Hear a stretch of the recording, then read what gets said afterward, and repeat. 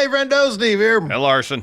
And welcome to the video where we react to Dave Meltzer's star reviews for Elimination Chamber 2024. Someone's emerging through the door behind you, Steve. Might be Dave Meltzer himself. No, it's just my dog. His There dog. she is. Hello, dog. Steve, let me ask you a question. Yeah. What's the date today? March the 1st of 2024. Are we talking about Elimination Chamber? Yeah. When did that happen?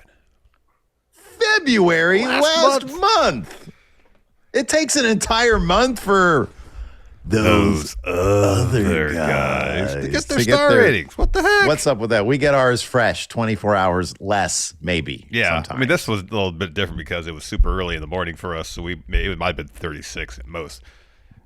You don't have to wait a whole other month for us to drop our star ratings. It doesn't happen that way.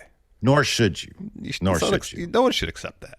No one should accept having to wait a month. I think in this day and age, now, you are entitled to get your star ratings now. Anyways, Larson, we're going to, today I think you're in the hot seat. Yeah, I think so. For Elimination Chamber. If I recall correctly, I did all right last time. I think so. I don't remember the exact number. It was out of 4, so, I mean. Yeah, it was a WWE pay-per-view last time. It was Royal Rumble, yeah. It was the Rumble, that's right. And I think I got like 50%. At least 2, I think. I was so close to getting 75. I think that was the case. So you've got a lofty goal because typically you're Mr. Now. You are Mr. You're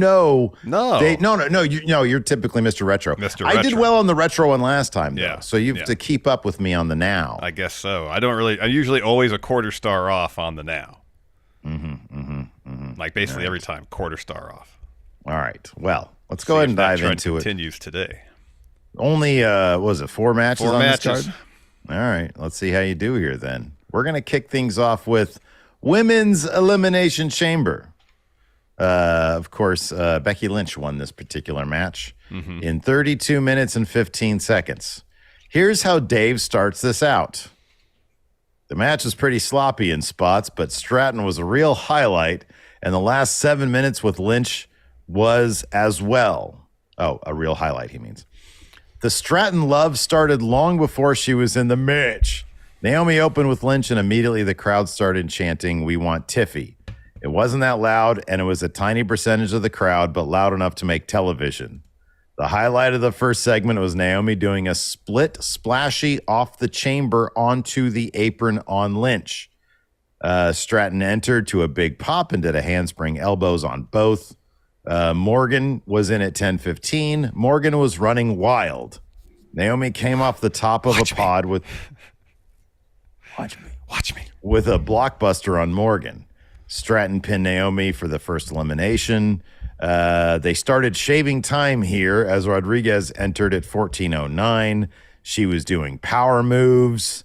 Let's see here. The announcers put over Stratton really strongly, which of course wasn't good news for her. Morgan pinned Stratton with Oblivion in 22:55. Fans booed and chanted, quote, "Bullshit." This was the only elimination in he match they got at. What? I think he means mad at. I think but so. He was, yeah. Rodriguez, unless he meant they got advertised at. Rodriguez powerbomb Morgan and Lynch at the same time, but that allowed Belair to get Rodriguez up for the KOD and got the pin at 25:04. Belair, Morgan, and Lynch were left. Belair pressed Lynch and slammed her on Morgan. Belair went for the KOD, but Morgan cradled her in 32:08. Lynch immediately hit the manhandle slam on Morgan to win. How many stars did this match get? Wow, there's not a whole lot to go off of there. I mean, the first sentence was the match was pretty sloppy in spots, but Stratton was a real highlight. And the last 7 minutes with Lynch was as well. You know, we were talking about this on our recap. I think we both said that Dave was going to give it 3 1/4. I'm going to go with 3 1/4. Oh, 3 3/4. He almost gave this 4 stars. Right. That's good. Yeah, that's good. Pretty good. I gave it 4. I think you gave it, 4 1/4? That's not too I haven't. Off. Not too far off from the other guys. I haven't looked at the men's chamber match. How much do you want to bet that higher? Did? Yes. Probably.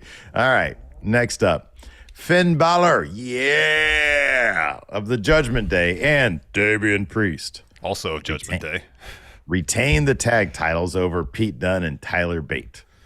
According to Dave here, the first thing he says is Bate and Dunne are the new Catch Republic. That is factually accurate. And he continues, not sure why we've got a catch team in NXT and WWE. Oh, because there's the new guys. Drew Gulak's crew. What are they called? Do we know? I don't watch NXT. I don't remember. And isn't Baby Orton in that too? Yeah. Yeah, crazy. Yeah. Anyways, Dominic Mysterio got super heat. Dominic cheap shotted Bate to set up the heat. Dunn did a moonsault off the middle rope on both. Bate did a long airplane spin spot with Priest. I'm trying to find something that's editorializing here. The ref yelled at him and booted him out. Dunn snapped Balor's fingers. Here we go. Priest tried the Razor's Edge, but Bate used a Hurricane Rana for a near fall. Bate and Dunn did a double team Burning Hammer, which Corey Graves did mention Kenta Kobashi, who popularized the move. But Bate and Dunn are calling it the Birmingham Hammer because they're both from Birmingham, UK. I don't think Tyler Bates from Birmingham. He's from Dudley. That's right. He's from Dudley. They say that all the time because it's a fun name to say. The finish saw Damian Priest chokeslam Bate and Dunn at the same time, and Balor pinned Dunn with a coup de grace. Balor was screaming in pain when it was over regarding his thumb. Not an editorialized sentence to be found here, Larson. You know he loves these British strong style guys, though. He does. It was a really good match, even though it lacked drama. I'm going to say he gave it 4 stars. Do we do within a quarter thing here? It's either right or you're wrong. 3 3/4? 4 1/4. Wow. Yeah. All right. Drew McIntyre won men's Elimination Chamber over LA Knight. Yeah. Yeah. And those other guys. Let's see here. Like Lynch, McIntyre started the match and went all the way. He opened working with Knight. There was a CM Punk chant at McIntyre. Knight dove over the top rope and sent McIntyre into the chamber. Okay, here we go. They were shaving time early, yet still went really long. Owens entered at 4:37. He had promised a Make-A-Wish kid that he met in Australia that he would do a choke slam, so the first move was a choke slam. Here we go. Orton entered at 13:38 and gave Owens a DDT on the apron. It came off like a dead spot here for a few minutes as the crowd wasn't reacting much. Paul entered at 17:37. Owens went into Paul's pod and they had a legit phone booth fight. That's pretty funny. Owens clotheslined the hell out of Paul and Lashley threw Owens through one pod and speared Paul through another. Fans chanted, "Thank you, Bobby," after that one. But of course, that was bad news for Lashley. McIntyre hit a Claymore kick on Lashley on the apron. Lashley tried the Hurt Lock on Knight, but McIntyre hit him with another Claymore kick for the pin in 21-26. Lashley was selling his elbow that had worked on for several minutes as his out for losing. Let's see here. Oh, Knight hit a superplex on McIntyre, BFT on Orton, and then it was bad news for him. AJ Styles ran in and delivered chair shots on Knight in a Styles clash, and McIntyre pinned Knight at 24-20. I'm looking for anything. Okay, Owens started running wild with a power bomb on McIntyre as McIntyre went for a Claymore kick. My goodness. Paul pulled out the brass knucks, but Orton RKO'd him before Paul could hit anyone. Description.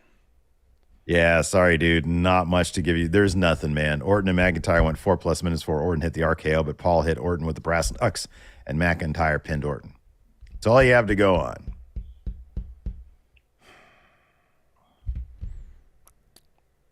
Four stars. Oh, so close. 4 1/4. He gave it half a star over what the women got. Nah, that match wasn't better than the women's match. Nah.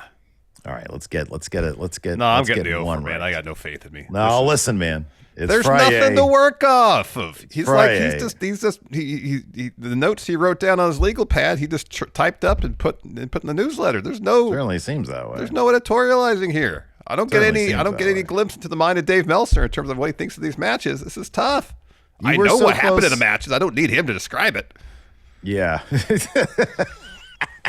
All right, let's try here. Number 5, last match. Rhea Ripley pinned Nia Jax to retain the women's title in 14 minutes and 38 seconds. Ripley was clearly the star of the show. Ripley botched a Rana early, or maybe Jax botched it for her. Jax uses Samoan drop off the middle rope. Ripley used a Guerrero frog splash for a near fall and tried the riptide but couldn't get it, and Jax threw Ripley over the top rope. There was a monitor sticking up where Ripley's back landed on the Samoan drop on the announce table, but her back slammed it shut. If not, that could have been a bad thing.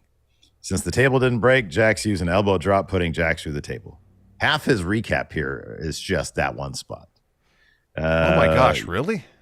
Yeah, Ripley, and I'll just finish it for you. Ripley won after a superplex and a riptide. That's all you have to go off of.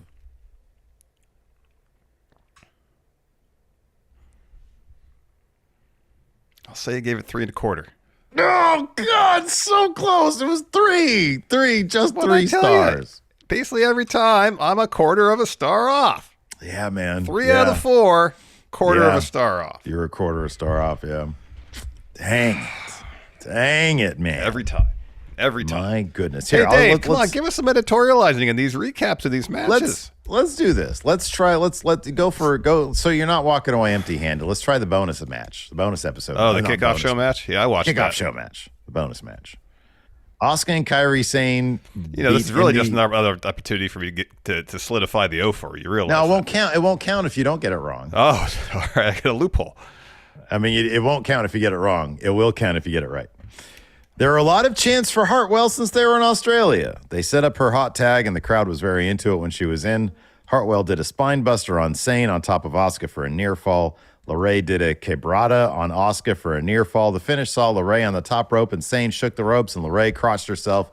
Sane pinned LeRae after the insane elbow. What did he get? Editorializing there. There's nothing to work with. None. You got to remember, it's a kickoff match. It's women. 2.5 stars. There you go. You got it. 2.5 stars. You're not walking away empty-handed. See, well done. Oh, my gosh. I said it's a kickoff match, and it's the women. He immediately knew what it was. Oh, my gosh. Oh, man. Good job. You don't walk away a complete loser today. You get this. What does Larson get? A set of press-on nails. I'm still a loser. Lee press-on nails. Yeah, Lee press-on nails. Yes. All right, everybody. We want your reactions to Dave Meltzer's star ratings in the comments below. If you played along with the at-home version of reacting to Dave Meltzer's star ratings, let us know what your score was in the comments below. Till next time, we'll see you guys around. Goodbye.